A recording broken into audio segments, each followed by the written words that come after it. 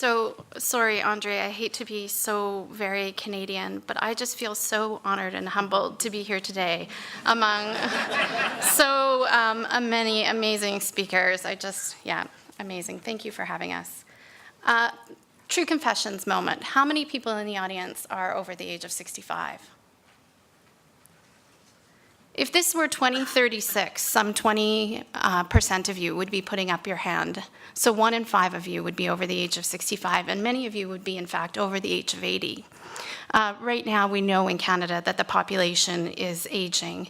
There are nearly 5 million people who are over the age of 65.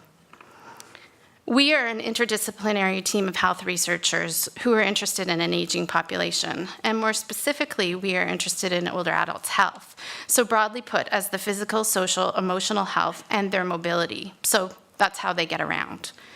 3 of our projects, Walk the Talk, Active Streets, Active People, and a collaborative with South Vancouver Neighbourhood House, are currently collecting data in Vancouver and surrounding municipalities to examine the links between where older adults live, the features of their built environment, and their health and mobility. Ultimately, with this research, we hope to contribute to an evidence base that allows us to answer the question, is your neighbourhood a good place to grow old? We focus on the built environment. We are interested in identifying features that facilitate or impede older adults' ability to move in their communities. This can range from design features, such as the one I'm showing you here, to the social environment and safety. For example, it's important to have safe sidewalks, but people also need places to go, and they often desire other people to do it with them. We chose this particular example, this design feature, that influences older adults' mobility, because this type of curb cut is very popular in the UK, and it was designed in particular for those with visual impairments, so ultimately contributing to health. It helps people with visual impairment to indicate a street crossing. It, however, has been a disaster for older people more broadly.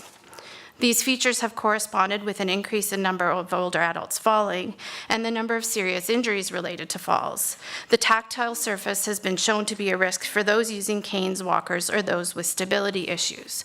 Notably, one hip fracture can cost the system tens of thousands of dollars and can come with it a mortality rate of up to 30% in the first year.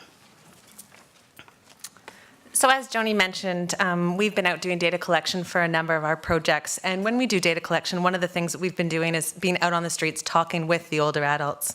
This picture here is from an event that we did last month in the West End, where we took a walk, some of us as researchers along with city staff members, to hear the voices of the older adults and then let them tell us the aspects of the neighborhood that they enjoyed, as well as the ones that they found challenging.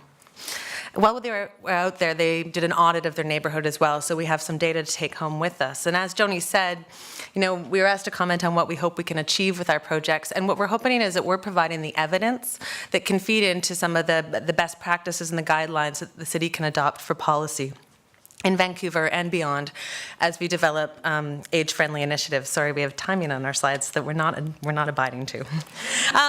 Importantly, we're not in this work alone. So this lists just a few of the stakeholders that we work with across these projects. And we work with the stakeholders because we want to know that the questions that we're asking are questions of relevance that can feed directly back into policy. The city is one of the key partners.